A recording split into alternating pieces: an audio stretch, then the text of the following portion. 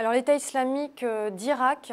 tout d'abord, est apparu en octobre 2006, quelques mois après l'élimination de la figure qui était l'émir d'Al-Qaïda en Irak, Abu Musab al-Zarqawi, qui était un djihadiste jordanien qui avait fait ses armes dans les années 90 et qui a pris la tête du djihad anti-américain en Irak à partir de 2004, et qui, avant sa mort, avait compris qu'il fallait associer à la lutte armée un projet politique, qui a mis en avant donc, toute cette génération de combattants irakiens qui, en octobre 2006, ont proclamé l'État islamique d'Irak. En avril 2013, ayant fait cause commune avec une partie des combattants en Syrie, l'État islamique d'Irak s'est rebaptisé État islamique d'Irak et du Levant, donc en référence à sa présence en Syrie, mais aussi à ses objectifs plus régionaux, puisque le Levant, ça inclut non seulement la Syrie, mais le Liban, la Jordanie, la Palestine historique. Donc il y avait bien d'ores et déjà une perspective régionale au projet. Ce nouveau nom, en avril 2013, était aussi symbolique parce que c'était au moment de l'anniversaire des 10 ans de la guerre, des 10 ans du renversement de Saddam Hussein, puisque ces djihadistes aussi sont dans une perspective de renversement des régimes établis, au-delà de leur politique de terreur contre les populations civiles, qu'elles soient chiites, chrétiennes ou issues d'autres minorités. Et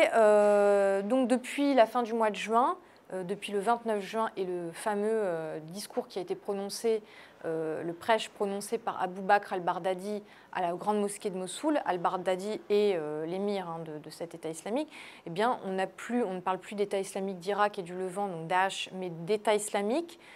en référence justement à cette volonté des djihadistes désormais d'étendre leur contrôle et leur autorité à l'ensemble du monde musulman sunnite. Alors il y a, quand je parle du sunnisme, il y a cette volonté d'imposer le sunnisme, qui est considéré comme la seule voie de l'islam, l'orthodoxie, contre ce que les djihadistes considèrent comme étant de l'apostasie. L'apostasie, c'est quoi? C'est les chrétiens qui sont des croisés, les juifs, les chiites, qui sont des non-musulmans aux yeux des sunnites, et les autres minorités donc, que j'ai citées. On est vraiment dans une logique de purification religieuse avec l'imposition du sunnisme, que les populations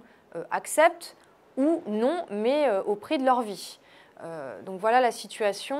Les objectifs, donc je l'ai dit, militairement, la conquête de tout le monde musulman, pour le faire passer au plan politique sous la coupe de l'État islamique, donc du nouveau califat, et sur le plan social, la mise au pas des populations, avec en arrière-fond aussi une économie de guerre financée par la contrebande de pétrole, les trafics en tout genre, qui justement a donné les moyens à l'État islamique, à ses combattants, de mettre en place ces structures et de procéder à cette avancée fulgurante sur le terrain.